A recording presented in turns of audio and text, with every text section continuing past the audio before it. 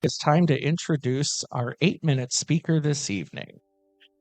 Marcy Renken is a speaker, advocate, and founder of Mom with Purpose. She has a new name of her business that she'll share with us this evening. This is the past, and Marcy's going to share the present and the future with us.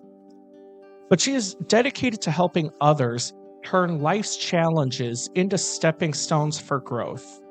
As a mom of 6, including a son with a severe traumatic brain injury, Marcy understands the delicate balance of motherhood, caregiving, and purpose.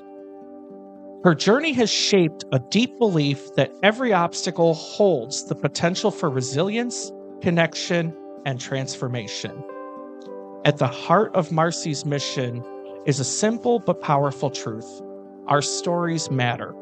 Through vulnerability and connection, she helps others embrace life's twists and turns, offering hope, practical tools, and an unwavering support to those ready to step into their purpose. So please give a big hand to Marcy Renken.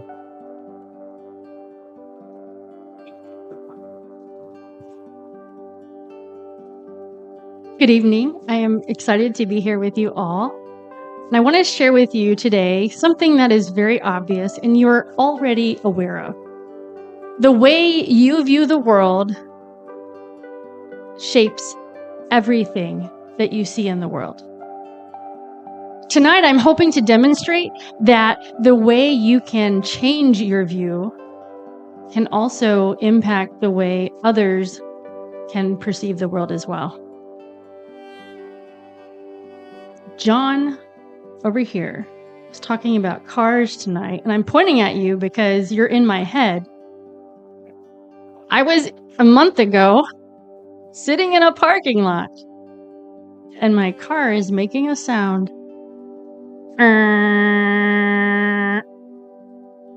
What is that sound? You know, we just got our car back from the mechanic. I bet that mechanic did something to my car that screwed it up, turned off the car, and the sound stops. Obviously, it is the mechanic's fault. I'm married, been married for 23 years, and I know my husband will not believe me that there was a sound in my car unless I take a video of it. So I get my phone out and I'm videoing my dashboard and turn the car back on, and there's that sound again. Turn the car off, the sound stops. I've got my video, I can go to my husband and tell him we need to go talk to that mechanic. Then the sound starts again. But wait, my car was off. I look up, out my windshield, and there is someone using a weed eater.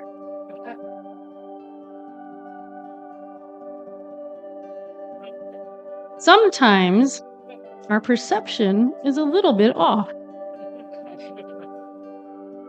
Sometimes when we think there is a problem and we see a problem, there may not be a problem.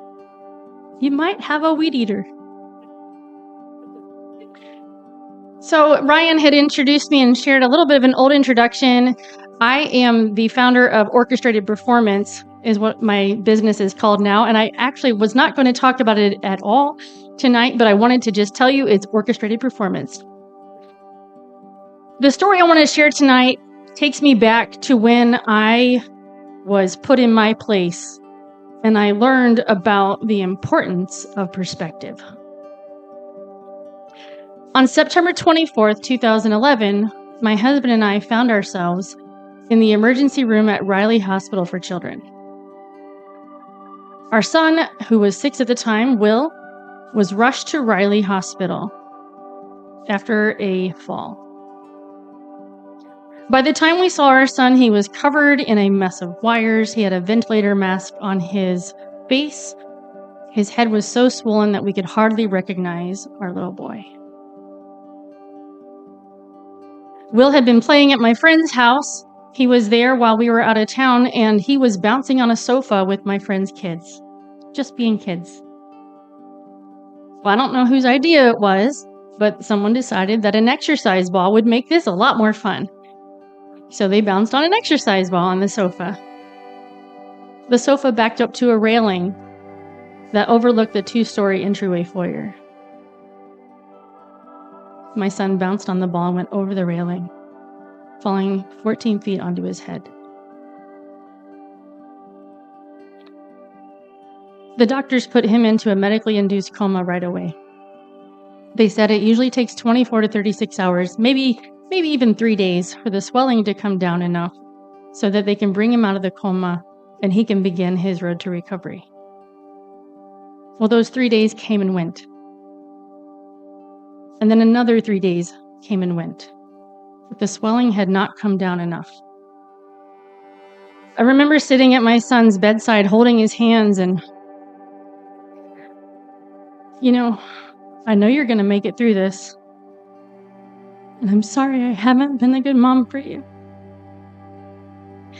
When you get out of the hospital, I'm going to take you to the park like you always ask me to. I'll stop telling you I'm too busy.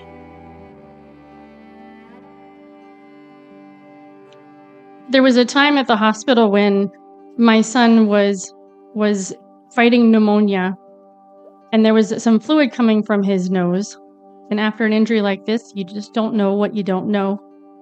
So we had this nurse, Jen, and if you're ever in an ER, an emergency room, or in a situation where there's medical teams involved, you want a nurse, Jen. She would dot every I, cross every T, and no one could do anything wrong without she would know it. You also didn't mess with her. She was very serious. So we pointed out to her that we saw fluid coming from Will's nose, so she took a sample and went off to get it tested. When she came back, she said, "Well, Mr. and Mrs. Renken, we thought it was a problem, but it's not. No, I mean, it's not. He has a runny nose."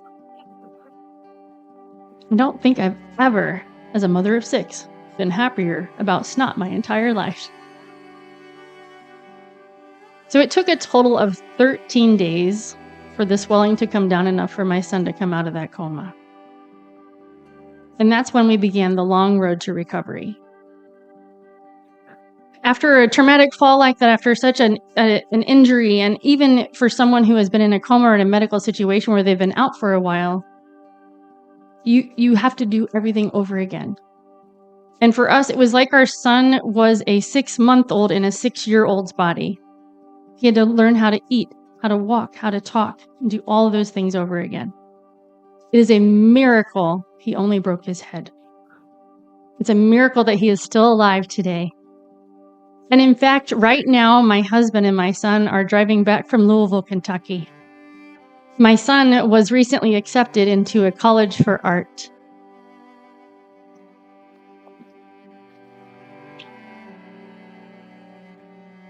Will struggled all through school. It was really hard.